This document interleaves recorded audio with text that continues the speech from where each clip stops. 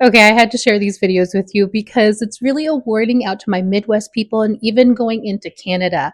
Have you heard about what's going around right now?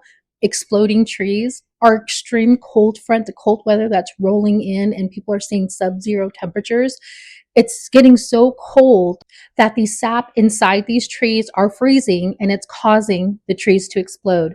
Now, meteorologists, news, they're saying that this is a rare phenomenon, doesn't really happen, but yet we're now starting to see video after video of this rare phenomenon actually happening. Take a look at these videos, comment below, and if you're in these areas, be careful. If you hear creaking coming from your trees, step away, get away. No need to put yourself in danger. Stay warm, stay safe.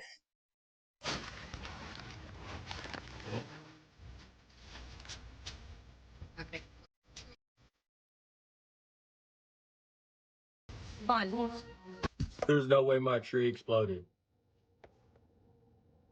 What the fuck? I didn't think that shit was true.